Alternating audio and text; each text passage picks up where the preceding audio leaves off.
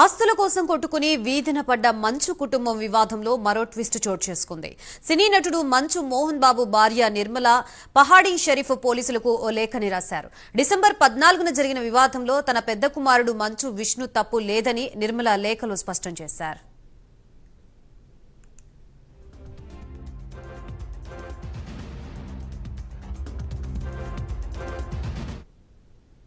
December 14న తన పుట్టినరోజని నిర్మల తెలిపారు. ఆ రోజు మంచు విష్ణు కేక్ తీసుకుని వచ్చి వేడుక నిర్వహించారని నిర్మల తెలిపారు.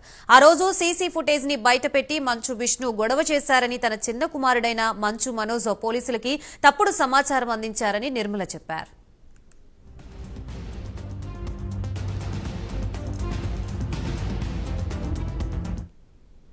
కేక్ కట్ చేయించి సెలబ్రేషన్స్ చేసిన తర్వాత తన గదిలో ఉన్న సామాను తీసుకుని మంచు విష్ణు వెళ్లిపోయారని నిర్మల వివరించారు.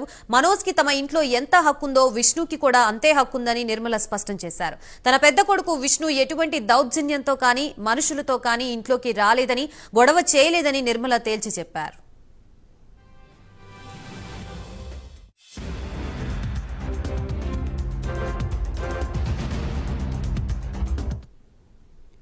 మనోజ్ కంప్లైంట్ చేసిన దానిలో నిజం లేదని నిర్మల ప్రకటించారు. తమ ఇంట్లో పనిచేసే వాళ్లు కూడా తాము ఇక్కడ పని చేయలేమని మానేశారని నిర్మల వెల్లడించారు.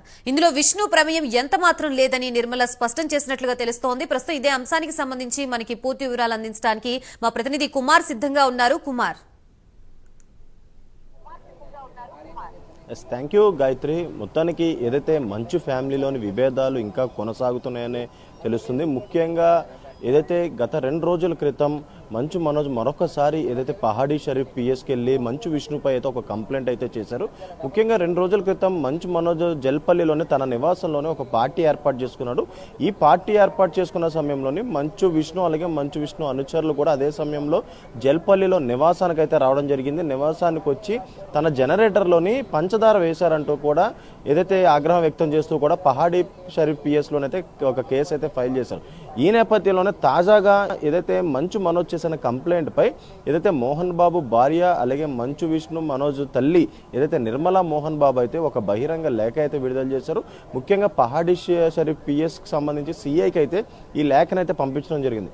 ఏదైతే 2 రోజుల క్రితం అంటే ఇది డిసెంబర్ 14వ తేదీన నిర్మలా మోహన్ బాబు బర్త్డే అయితే ఉంది.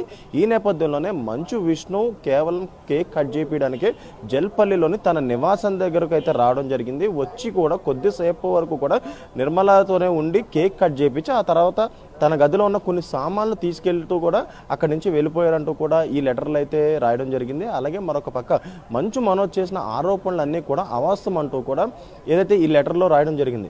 ఎందుకంటే మంచు విష్ణు కేవలం ఏదైతే తన బర్త్డే ఉన్న నేపథ్యంలోనే కేక్ కట్ చేయడానికి మాత్రమే వచ్చాడు. అలాగే ఏదైతే వచ్చిన ఫుటేజ్ అంటే ఎంట్రన్స్ జల్పల్లి నివాసంలోకి ఎంటర్ అయ్యే ఫుటేజ్ సీసీటీవీ ఫుటేజ్ ఏదైతే ఉందో అది కేవలం కేక్ తీసుకుని తన దగ్గరికి రావడం జరిగింది. ఆ ఫుటేజ్ని పోలీసులకు ఇచ్చి ఏదైతే మంచు విష్ణు కావాలనే మంచు మనోజ్కు సంబంధించిన జనరేటర్లో పంచదార వేశారంటూ కూడా కొన్ని ఆరోపణలు చేస్తున్నారు. ఇవన్నీ అవాస్తవం అంటూ కూడా ఏదైతే నిర్మల కూడా ఈ లెటర్ అయితే పంపించడం జరిగింది. అలాగే మరొక పక్క జల్పల్లి నివాసంలో పనిచేస్తున్న పని మనుషులు ఎవరైతే ఉన్నారో వీళ్ళందరూ కూడా తమకు తామే ఈ ఇంట్లో పని చేయలేమంటూ కూడా వెళ్ళిపోయారు తప్ప మంచు విష్ణు కానీ లేదంటే ఇటు మోహన్ బాబు గారు కానీ ఎటువంటి దౌర్జన్యం చేయలేదంటూ కూడా ఆమె అయితే చెప్తుంది.